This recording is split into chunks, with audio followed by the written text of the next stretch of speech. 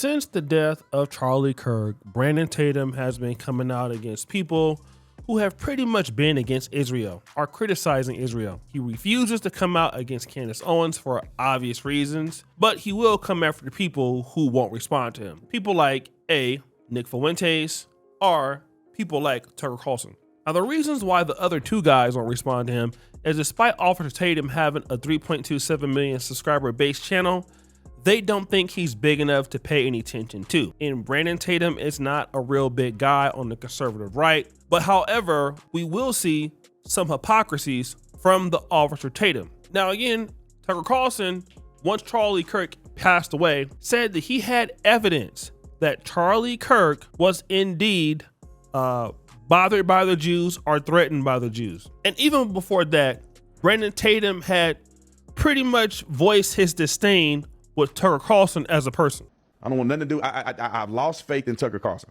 I never really liked him a lot. I didn't like how he talked. Like, he was very condescending and he's just weird. But I respected his gangster because he was keeping it real. On Fox News, he was hitting them over the head. He would do tough interviews with Trump or anybody.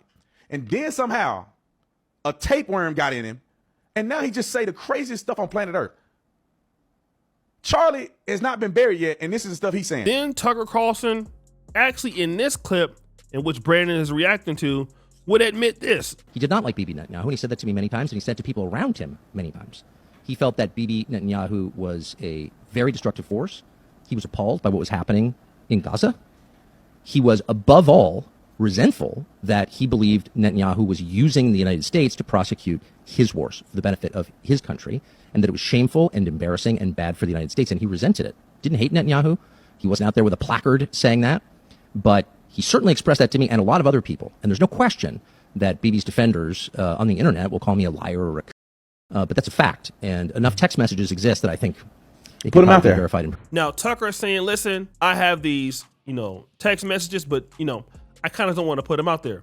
And what did you hear Brandon Tatum say? Put the text out there. You literally heard it. Put them out there. Then, in fact, the texts were put out there, and Turning Point USA acknowledged that they have been put out there. Started this show to address some of the things that have been going around on public, namely about a group text chain that has been made known and released by Candace Owens. And I just want to address it head on because, that was a screen grab that I had shared with people. So it is authentic. Now, I didn't know this in previous videos, but somebody brought it to my attention. Okay, once the texts come out there, then what happens? I do not like this drama because Charlie Kirk cannot defend himself. He's dead. So whether he liked Israel, didn't like Israel, whether he was going left, right, down the middle, none of it matters because he cannot defend himself and he's no longer with us. But wait, there is more. And I don't like the leaking and screenshotting and sending information out on the internet into the ether, simply because a private message is a private message. And if a person who was on the private message wanted to be public, that person would have made it public. Now, all of a sudden, here is Brandon Tatum talking about he doesn't like the fact that it's out there, but he did say, put them out there. And again, it just shows me really how fake a lot of this stuff is. And again, like at first you're telling Tucker Carlson was a liar. You're saying that he didn't have evidence. Tucker has the messages. You say put it out there. The text messages come out there. You double back and say it's catty, it's messy. And again, these kind of unstable things, and this is the kind of games, moving the goalpost, that Officer Tatum plays in his content. In every situation where you have a black person killed by the police, Brandon Tatum will do the same thing. Look at this video. Kyron Lacey was not innocent after new footage released. Now, I haven't really watched this, but I can tell you that a lot of people say that Kyron Lacey is innocent. Brandon Tatum will find any way to blame black people for everything. He will do the same thing that you just saw just now. He will literally move the goalpost, moving the goalpost in order to prove his point. But my question is, what does this get Officer Brandon Tatum? And in fact, a lot of blacks on the right. Again, I gotta come back to say, it don't get you anywhere. He still gets called racist names. He still gets trolled. I mean, his wife still gets bothered by all of that. He'll never really rise in the community he's at.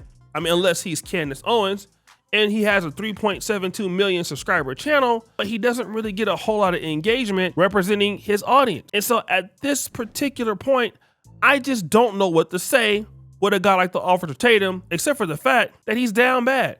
You can't basically tell Tucker Carlson to put these text messages out there, then the text messages come out there, and now you're talking about how catty it is for these text messages to come out there simply because behind the scenes, Israel or the guys you're defending are being criticized. That's all it is. Now, if these texts that came out there and Israel wasn't mentioned, he probably would basically not care a lot about it. He would be saying, listen, I don't know why y'all don't put the text out there. If you got to release it, then the texts were authenticated. It really happened. And now he's just playing these little games. And, I don't know why y'all doing that. That's messy. Charlie Kirk can't defend himself.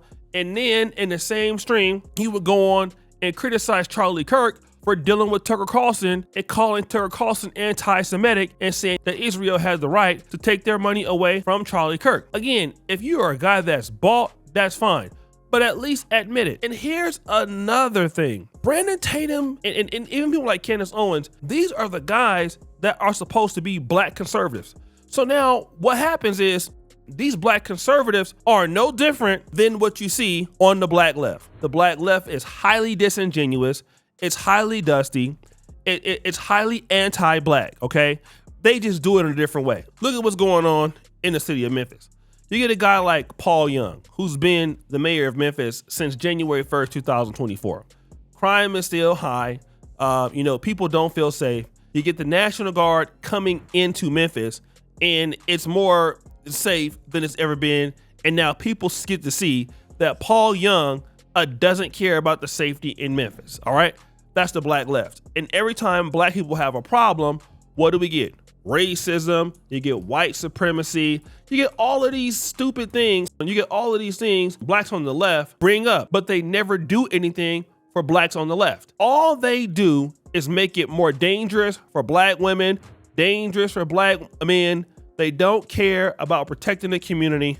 This is always the case, all right? This is always the case. They're still anti-black, right? Just think about it. You look at Chicago, you look at Los Angeles and their mayor, it's always anti-black. But when you look at somebody on the right, well, just Brandon Tatum is black. He's trying to say we want to help black people. His agenda is protecting the interests of Israel. It's the same thing too with the Hodge twins.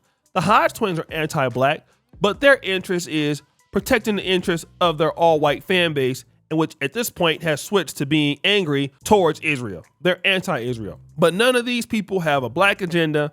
None of these people want to be bothered with blacks. They just happen to be black, and they just tell on themselves, all right? They just tell on themselves that they're completely for sale, and whoever has the biggest paycheck or whoever has the biggest opportunities for them, they will go ahead and sell out to that. They have no intention on working with black people. They have never worked with black people. They have normally an all non-black fan base, and they're just going to continue to go ahead on and dust it up each and every single day. And they think that somebody is actually stupid and don't see what the hell is going on. We see exactly what the hell is going on. I don't know why you think that people are stupid or people are silly when you out here playing complete political games. And like I said, this is what happens is a lot of these people in the black conservative movement, even black YouTubers, they're going above their pay grade where they eventually get themselves in a lot of trouble. It's just better to stay in your lane, all right? But the more greedy you get, the more you get out there and try to get out there and monetize your stuff, you end up getting caught up with little silly things like this, and you don't know that this really ruins your credibility. Like, people get to see like how fraudulent you really are. And you can do it all you want, but you're just making it harder on yourself. So guys, what do you think? It's your boy O'Shea Duke Jackson back at it again. Another episode of The Celebrity Junk. Appreciate you for all that you do. Subscribe to the bell. We out.